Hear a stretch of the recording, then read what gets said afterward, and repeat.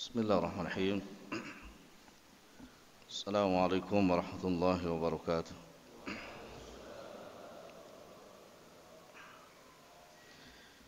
Alhamdulillah rabbil alamin.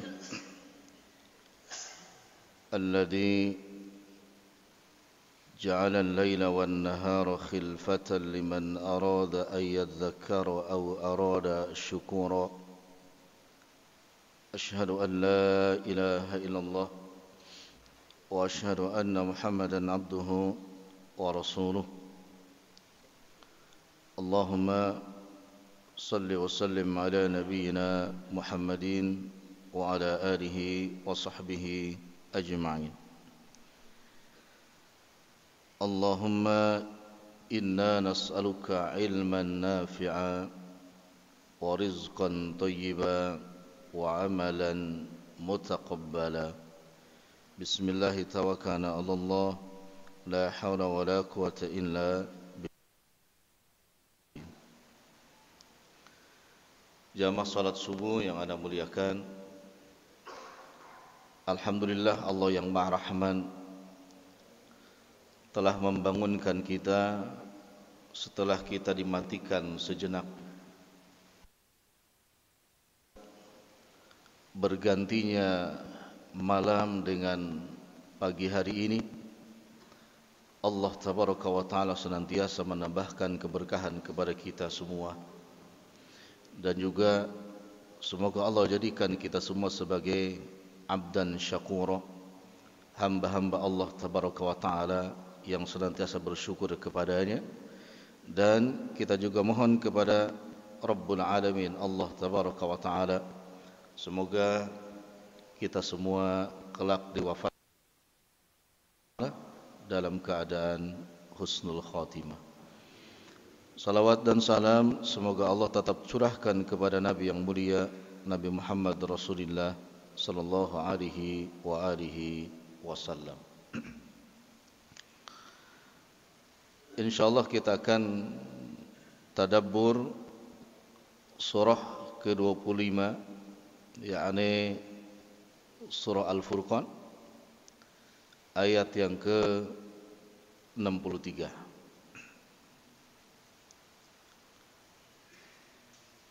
Surah ke-25 Al-Furqan, ayat yang ke-63. Ana bacakan dulu. A'udzu billahi minasy syaithanir rajim. بسم الله الرحمن الرحيم الرحمن الذين يمشون على الأرض هونا وإذا خاطبهم الجاهلون قالوا سلاما والذين يبيتون لربهم سجدا وقياما والذين يقولون ربنا اصرف عنا عذاب جهنم إن عذابها كان غراما إنها ساءت مستقرا ومقاما والذين إذا أنفقوا لم يسرفوا ولم يقتروا وكان بين ذلك قواما. Sampai di situ dulu ana bacakannya.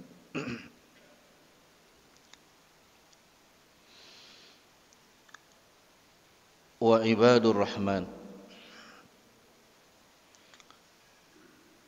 dan ibad, hamba-hamba Ar-Rahman, Allah yang Maha Pengasih. Siapa ibadur Rahman itu? Alladzina, yaitu orang-orang. Seperti apa sifat mereka? Yamshuna, yang berjalan alal ardi, di atas bumi. Apa yang menyebabkan mereka menjadi ibadur Rahman? Seperti apa jalan mereka di atas bumi? Hauna, dengan merendahkan hati. hauna dengan tidak sombong. Khotabahum, apabila orang-orang jahil menyapa mereka, qalu, mereka akan menjawab orang jahil tersebut, salama, dengan kata-kata yang mengandung keselamatan. Ini ayat yang pertama.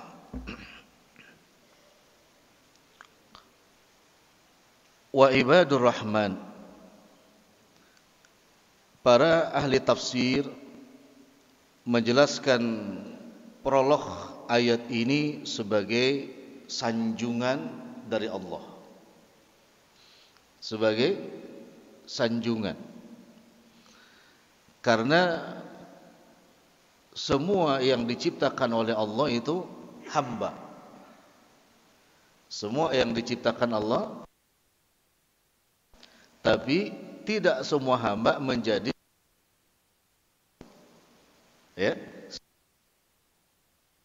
hambanya. Hambanya Rahman. Karena ada yang diciptakan hambanya tapi malah memusuhi Allah tabaraka wa taala, bahkan dibenci oleh Allah tabaraka wa taala. Kalau ibadur rahman, ini sanjungan. Nah, oleh para ulama dijelaskan tentang ibad, penghambaan. Ini yang kedua. Tentang ibad atau penghambaan dalam ubudiyah itu dibagi dua. Ada yang disebut dengan ubudiyah atau penghambaan kepada rububiyahnya Allah. Satu. Yang kedua ada ibad atau penghambaan kepada uluhiyahnya Allah. Nah, yang pertama, ibad, penghamba kepada rububiyahnya Allah ini bersifat umum. Ya, mencakup orang beriman atau tidak. Mereka menghamba atas rububiyah, yakni yang berkaitan dengan penciptaan, pemeliharaan, pemberian rezeki. Ini mencakup rububiyahnya Allah, yang mengatur, yang mengurus, yang memelihara. Dan ini semuanya mereka menghamba, termasuk orang-orang kafir. Ya, ketika Allah tanyakan kepada mereka, wala in sa'altahum man khalaqas samawati wal ard la yaquluna Allah. Ketika ditanyakan kepada mereka, siapakah yang menciptakan langit dan bumi, mereka mengatakan Allah. Berarti mereka menghamba secara apa? Rububiyah, meyakini bahwa yang mengatur, yang mengurus, yang memelihara adalah Allah. Ini secara umum semuanya mereka menghamba kepada Allah secara rububiyah. Nah, yang kedua adalah menghamba kepada Allah dalam sifat uluhiyahnya, dan ini khusus bagi Allah tabaraka wa taala dalam urusan apa? Ibadah. Ya. Urusan ibadah khusus. Salatnya, hajinya, puasanya, silaturahimnya, ya, sedekahnya. Ini penghamba-penghamba yang khusus, ya, dalam uluhiyah, peribadahan kepada Allah tabaraka wa taala. Nah, yang dimaksud oleh ayat ini adalah ubudiyah uluhiyah, bukan ubudiyah rububiyah. Ya, karena rububiyah ya semuanya. Ya, tetapi ubudiyah uluhiyah ini hanya khitabnya kepada orang-orang yang beriman, ya, kepada orang-orang yang beriman. Nah, yang ubudiyah uluhiyah, yang menyempurnakan ibadahnya kepada Allah dengan sempurna, Maka Allah menyebut mereka sebagai ibadur rahman. Ya, nah mudah-mudahan kita termasuk ya yang beribadah kepada Allah dengan sebaik-baiknya sehingga kita mendapatkan gelar, mendapatkan sanjungan dari Allah sebagai ibadur rahman. Dan ini langsung disandarkan ibad kepada Ar-Rahman. Tidak hanya satu saja, tidak terputus hanya ibad, tapi ibadur rahman. Ini merupakan khusus orang-orang yang benar-benar mengabdi kepada Rabbul Alamin, Allah Tabaraka wa Ta'ala. Ini. Nah, kemudian Allah memberikan alamat, ciri, tanda. Gitu ya. Apa tandanya ibadur rahman itu?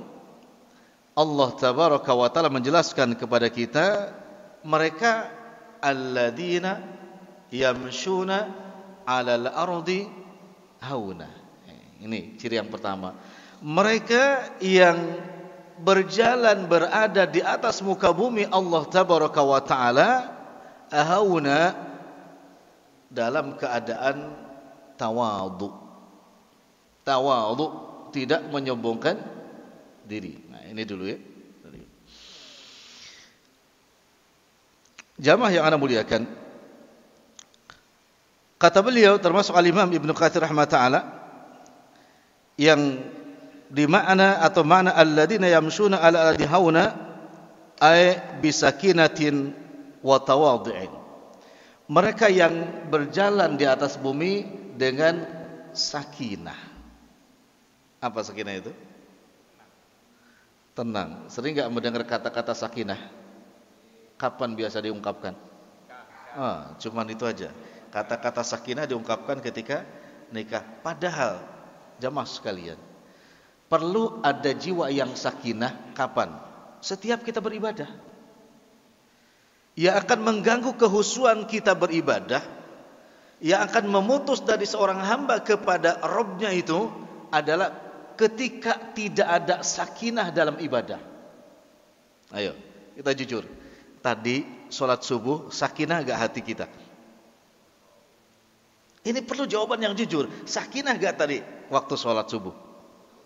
Jangan-jangan tidak sakinah. Penuh pertengkaran di dalam hati ini. Itu. Pertengkaran apa? Pertengkaran dengan urusan dunia ketika sholat.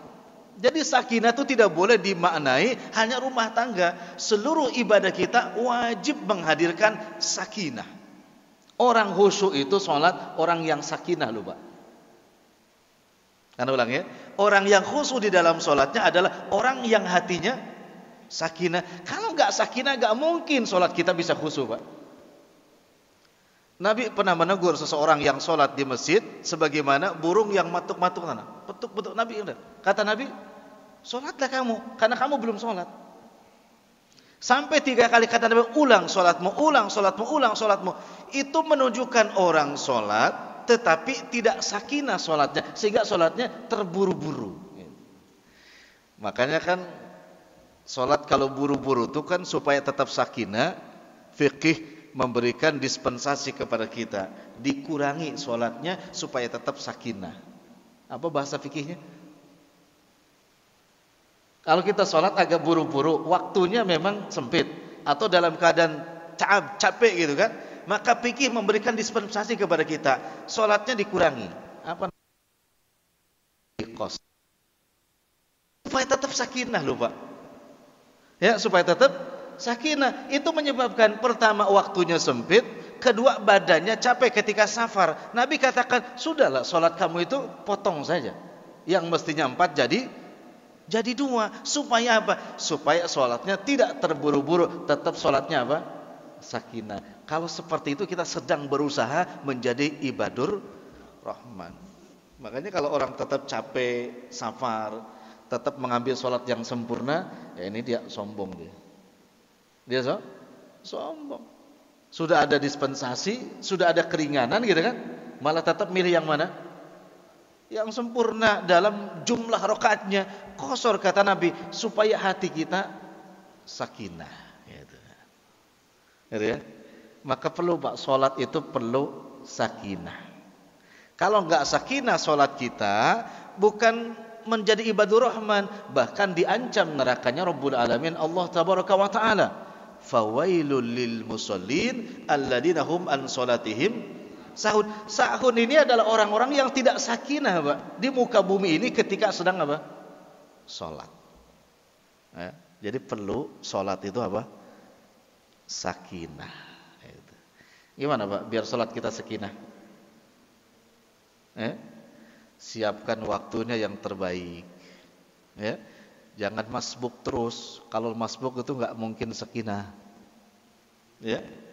Malah dibilangin, enggak apa-apa Ustaz, anak istiqomah dalam masbuk. Enggak boleh. Enggak benar menempatkan kalimat istiqomah dalam masbuk. Enggak benar. Ya, enggak boleh ini masbuk yang syar'i. Enggak ada masbuk yang syar'i. Masbuk itu kalau ada uzur, gitu kan? Kalau ada uzur, masbuk. Gitu ya. Kemudian Nabi juga memberikan tata cara atau kaifiyah kepada kita. Datang lebih awal, berada di saf yang pertama, gitu kan? Pakaiannya yang rapi, ya. Kemudian memakai wangi-wangian, gitu kan? Kemudian menghadirkan hati. Ini semua supaya ibadah kita keadaan sakinah. Maka kita akan bayangin hadis Nabi SAW di dalam kitab Zadul Ma'ad, bahwa Nabi itu kalau subuh ya, sudah dijelaskan oleh mungkin ratusan para ustadz gitu kan. Nabi kalau sholat subuh itu rakaat kedua 100 ayat, itu sakinah. Bukan cuma Nabi, jamaahnya pun sahabatnya sakinah. Bayangin coba. Ya, kayaknya belum pernah kita tuh sholat subuh ya. Kalau sholat tarawih insyaallah berjuz-juz ya. Kalau sholat subuh kan belum ya.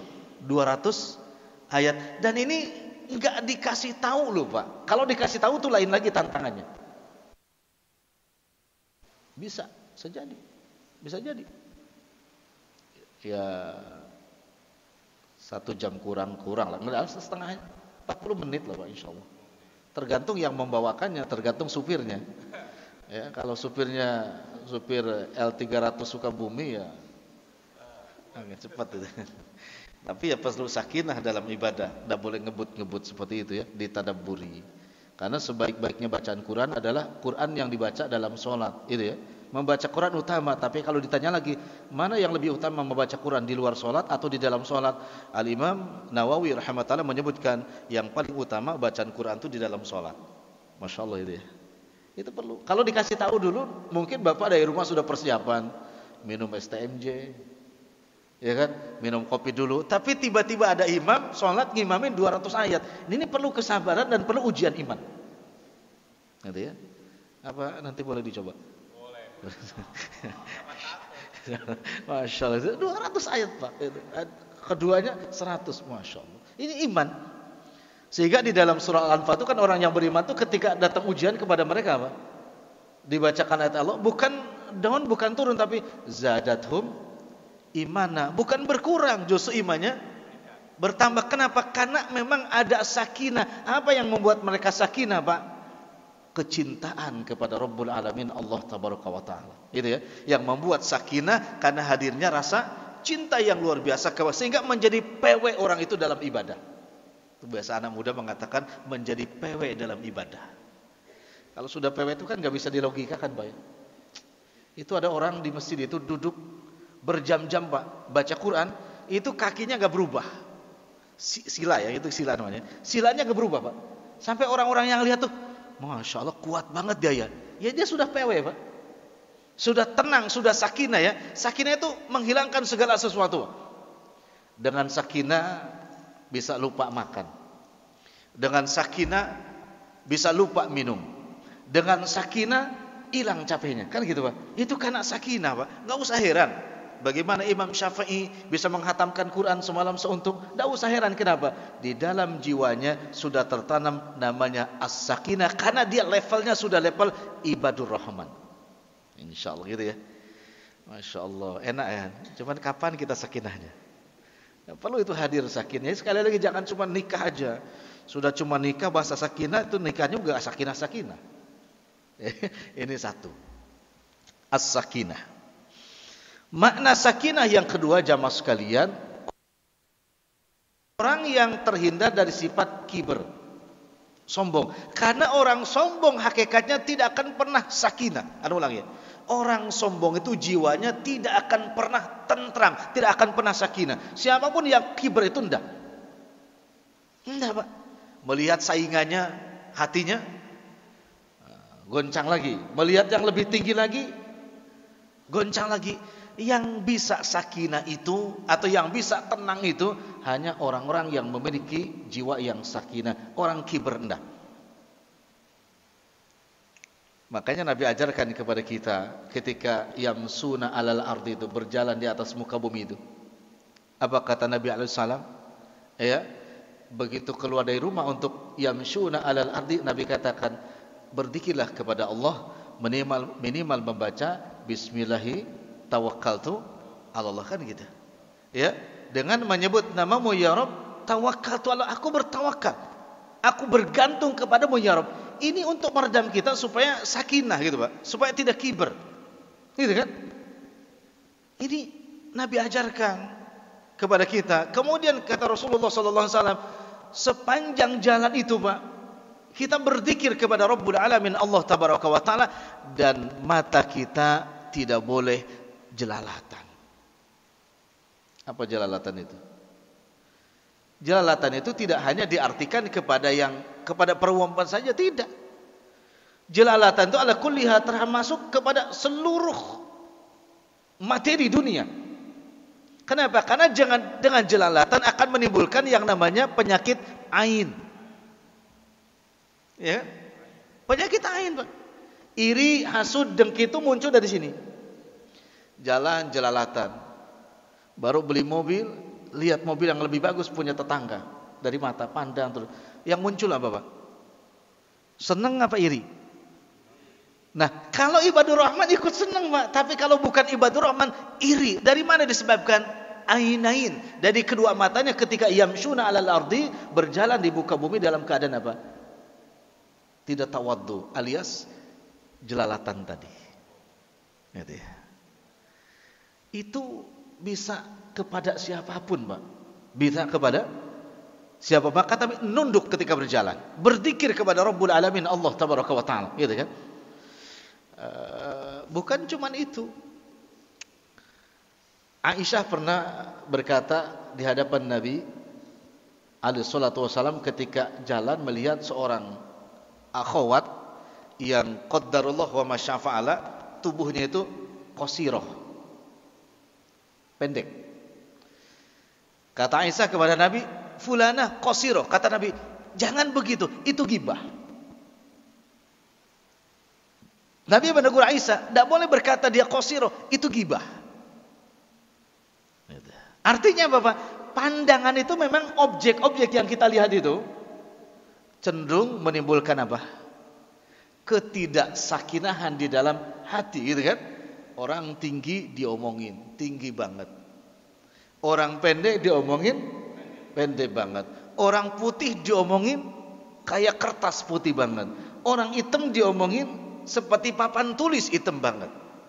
Ini bahayanya, Pak, nador-nador yang memang tidak sesuai dengan makomnya itu, Pak.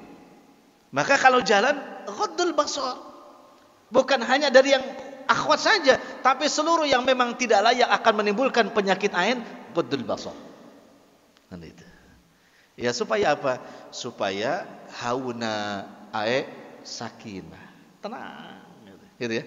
Kan kalau sakit itu syukur tadi, ini alhamdulillah, alhamdulillah. Kalau enak kita katakan alhamdulillah binikmatihi tatimmus shalih. Kalau kurang enak kita katakan apa?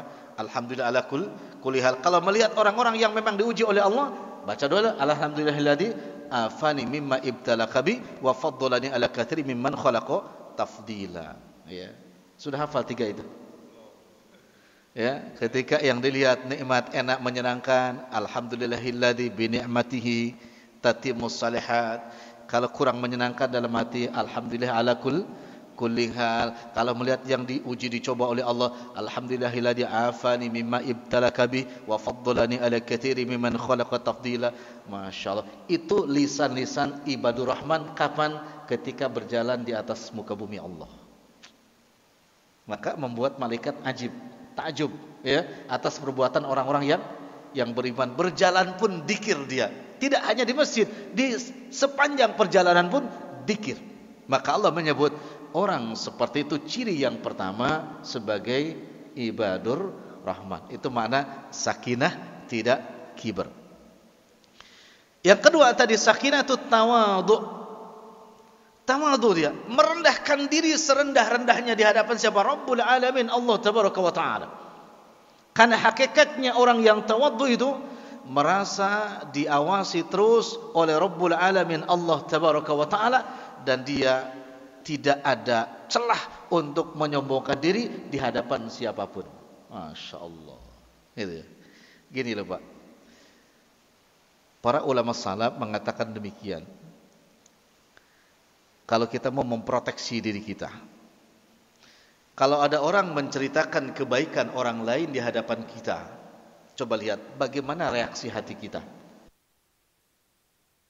Di kantor nih, di kantor, bosnya datang menceritakan sejawat kita di kantor tentang kebaikannya. Nah, kalau respon kita senang, insya Allah ibadur rahman.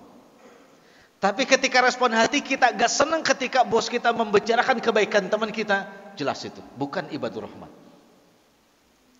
Gimana selama ini responnya? Kalau orang menceritakan kebaikan saudara kita, teman kita, respon hati kita gimana? Senang atau merasa kok gak nyaman gitu? Kalau gak nyaman, hati-hati. Tapi kalau nyaman, dibicarakan teman-teman kita kebaikannya, dibicarakan nyaman, ibadur rahman. Jangan sebalikannya. Kalau dibicarakan keburukan teman-teman kita nyaman, kalau dibicarakan kebaikannya teman-teman kita gak nyaman. Oh, itu bahaya itu.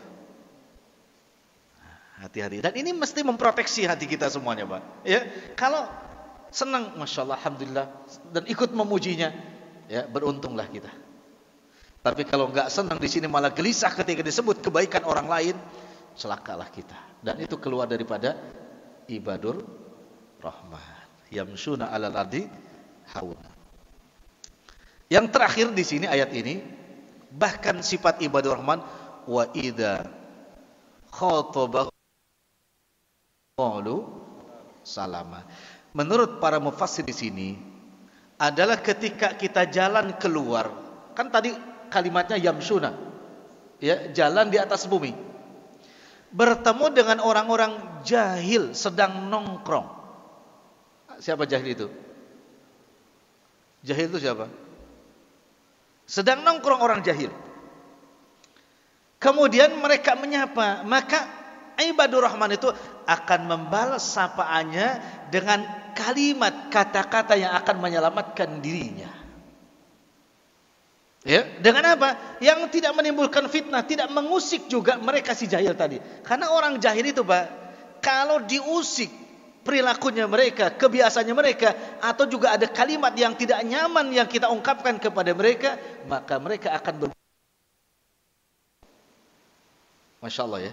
Sampai di dalam kitab Al-Adab Al-Mufrad, Al-Imam Bukhari rahimahullah menjelaskan tentang babus salam atau bab menjawab salam. Di dalam hadisnya dijelaskan.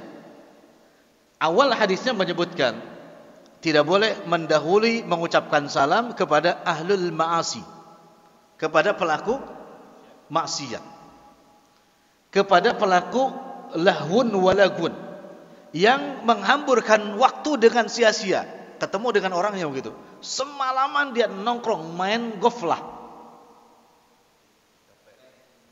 Gapleh ya? Oh, gapleh, salah berarti. Semalaman nongkrong main goflah. Main gapleh. Ya. Bahasa goflah itu lalai maksudnya. Ya. Ya, goflah, guflun, tertutup hatinya dari kebenaran. Itu. Gaflah itu begitu. Sering melalaikan seseorang. Ya. Tidak ingat waktu, bahkan tidak ingat istrinya. Karena yang main goflah itu istri pertamanya kartu itu. Istri keduanya yang di rumah. Dia sudah berpoligami secara tidak langsung. Nah, itu asal hadisnya, Pak. Mengucapkan salam kepada mereka dilarang oleh Nabi SAW. Dilarang. Kalau memang terang-terangan mereka itu ahlul ma'asi, terang-terangan, sudah menyebabkan orang-orang itu terganggu dengan suara bisingnya, Bahkan kalau ada nongkrong orang mau lewat pun juga segen gitu kan. Segen mau lewat ini, mau ngomong nanti gimana, gak ngomong dipelototin gitu kan. Apalagi masih kena misalkan disuruh mampir, gak mampir pun gak enak, mampir juga gak bisa kan gitu. Menjadi masalah itu. Maka kalau tahu seperti itu asal mulanya dalam al-adab al-mufrad dilarang kita mengucapkan salam kepada mereka. Berarti apanya Pak? Kalau nggak salam. Ini ada yang lagi goflah, semalam suntuk goflah.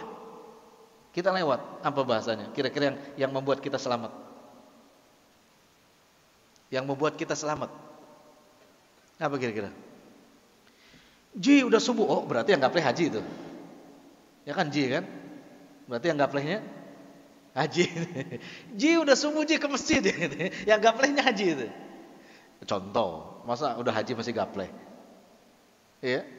Dengan kalimat apa aja. Ya. Jangan boleh salam, enggak boleh salam. Ya. Misi gitu kan mungkin. Mungkin ya. Misi Pak numpang lewat gitu kan. Yang membuat dia selamat nanti. Karena ngucapin salam enggak boleh gitu. Gitu ya. Atau misalkan yuk duluan ya. Pokoknya kalimat yang tidak menimbulkan masalah ya kepada mereka. Ya. Kalau orang lagi goplah kita katakan sholat itu masalah, Pak. Kecuali kalau memang sudah sangat akrab ya. Weh, udah waktu nih sholat dulu yuk gitu mungkin ya. Sholat dulu yuk gitu kan. Jawabannya apa kira-kira? Duluan. Ya, pasti jawabannya duluan gitu ya. Atau gitu, titip salam aja sama siapa? Pak DKM, namanya DKM gitu kan. Nah, kadang-kadang pokoknya ibadur rahman itu mencari kalimat yang akan maslahat gitu untuk dia, gitu kan? Ini caranya. Kenapa? Karena dia tawadu, tidak merasa dia ahli ibadah, gitu kan? Kan kalau yang bikin masalah kan gini, udah masuk sholat neraka lo itu, masa masih main gaplek. Ini bukan salama kalimatnya, gitu kan? Kalimat yang akan menimbulkan apa? Masalah. Satu, kedua juga ucapan itu menimbulkan dia sombong, ahli ibadah yang sombong, tidak boleh. Gitu ya. Nah, kedua, bagaimana kalau mereka yang mendahului mengucapkan salam kan gitu? Kita kan tidak boleh. Tapi bagaimana kalau mereka mendahului mengucapkan salam? Di dalam pensyarah Al-Adab Al-Mufrad mengatakan bila fitnahnya akan lebih dahsyat daripada tidak menjawab, maka jawab saja kalimat itu dengan kalimat waalaikumsalam. Tidak ditambah. Waalaikumsalam. Dijawab. Dengan apa tujuan? Pertama, biar tidak mendatangkan fitnah lebih besar. Yang kedua, dengan harapan hatinya menjadi lunak. Karena menunjukkan ahlul ibadah itu mestinya lunak hatinya, gitu kan? Satu lunak, kedua tidak kiber, tidak muncul sifat apa? Sombong. Dan harus sempurna kalimatnya. Waalaikumsalam, gitu kan? Dengan senyuman, dengan hangat. Kalau tidak, berarti khawatir yang muncul di sini bukan harapan baik kepada Allah, tapi sifat apa tadi? Sifat kiber sombongnya. Assalamualaikum, kita jawab dengan asal-asalan. Kumsalam, tidak boleh. Tidak boleh kumsalam, harus lengkap. Waalaikumsalam. Harus lengkap. Kan ada tuh, mentang-mentang dia misalkan jahil. Assalamualaikum, kumsalam. Atau lebih pendek lagi, assalamualaikum, salam. Tidak boleh. Ya kiber. Kita merasa kita ahli baik, ahli ibadah, sempurna. Waalaikumsalam. Tetapi kalau tadi teman sudah biasa, udah. Waalaikum, iyalah. Kan teman sudah gak ada masalah kan? Sudah apa bahasanya lu gua gitu kan?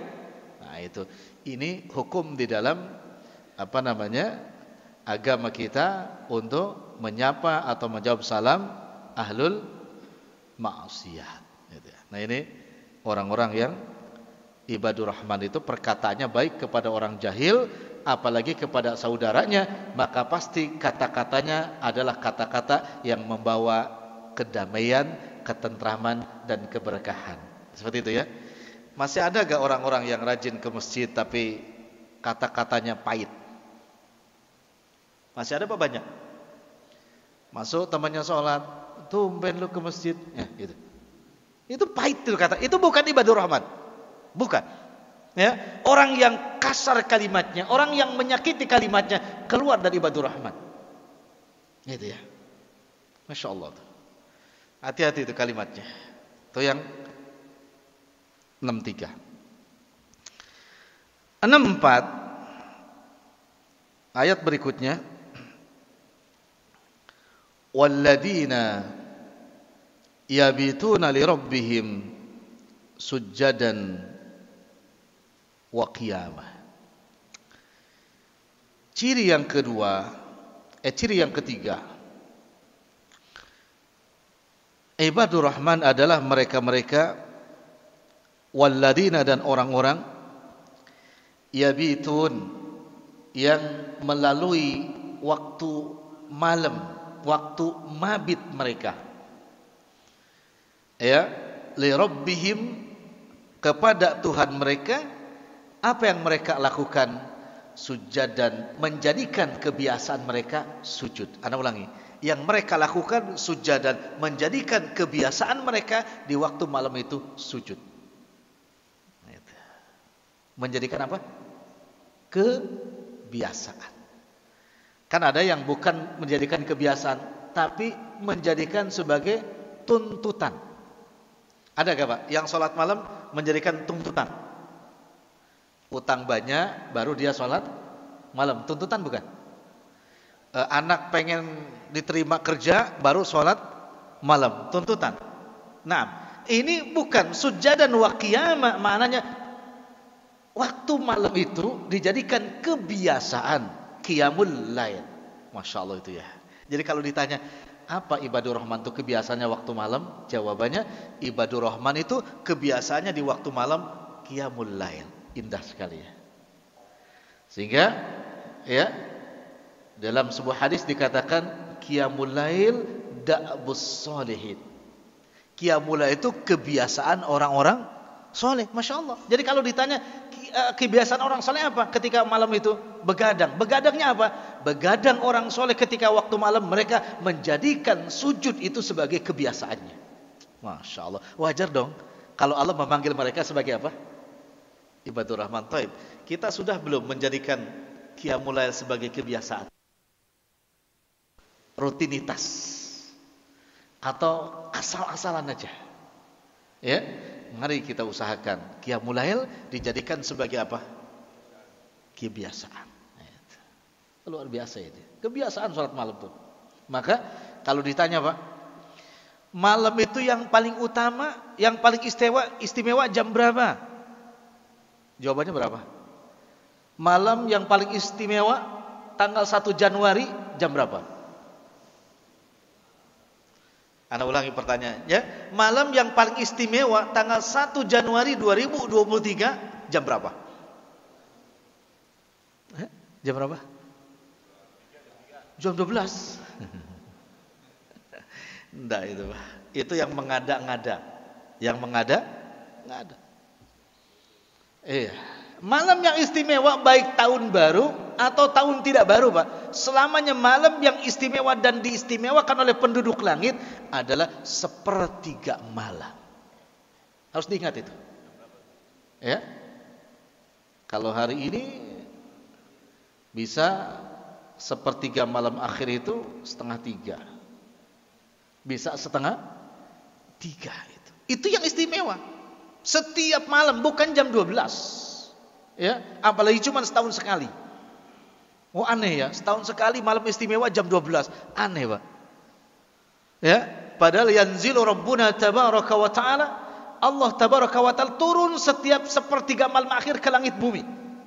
Masya Allah ya. Allah tabaraka wa ta'ala turun setiap sepertiga akhir malam ke langit bumi. Untuk apa Pak? Mengabulkan orang-orang yang sedang meminta sesuatu kepadanya, mengabulkan orang-orang yang memohonkan ampun kepadanya, dan lain sebagainya. Berarti sepertiga malam akhir adalah malam yang diistimewakan oleh Allah dan Rasulnya, sehingga malam tersebut harus menjadi kebiasaan orang-orang soleh. Ya, maka yang membiasakan menghidupkan sepertiga malam akhir, Allah menyebut mereka adalah masuk kepada ibadur rahman. Insyaallah. Sampai jam berapa kira-kira, Pak? Sampai jam berapa? Sampai menjelang maksudnya adzan awal subuh. Adzan awal. Durasinya berapa adzan awal ke adzan akhir?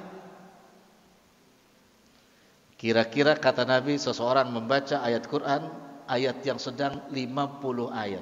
Yakni ukurannya sekitar 15 menit. Dari adzan awal ke adzan. Nah, waktu kita qiyam itu yang utama itu, Pak. Setelah masuk adzan awal, ada keutamaan yang luar biasa yang Allah sebutkan di surah Ali Imran ayat ke-17. Apa itu? Wal mustaghfirina bil ashar. Itu keistimewaannya. Orang-orang yang beriman itu, orang-orang takwa itu yang membiasakan diri ketika masuk waktu sahar. Apa itu? Setelah adzan pertama, ya, menunggu adzan yang terakhir dengan memperbanyak istighfar. Dan itu dilakukan bebas, bisa qiyaman wa qu'udan wa ala junubihim. Bisa dalam kondisi berdiri, duduk, berbaring. Yang penting mulut kita istighfar. Sampai kapan? Sampai adzan subuh berkumandang. Masya Allah. Nah, itu waktu imsak itu adzan awal itu. Ya, adzan besok ramai itu. Tapi kesalahan di kita kan banyak. Adzan awal sudah makan, berhenti makan, sudah masuk waktu imsak, gak boleh makan. Enggak, berhentinya makan itu kalau sudah adzan akhir, ya. Fajar sodik itu berhenti makan. Tapi kalau adzan awal itu masih bisa 2 piring, 3 piring. Ya, jangan diberhentikan orang itu. Mungkin ada yang baru bangun, ya.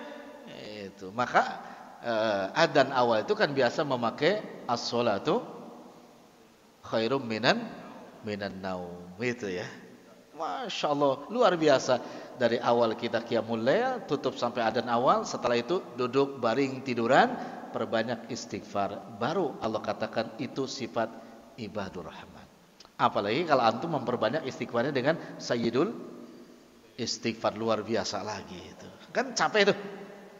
Salat malam 1 jam capek gak? Capek gak?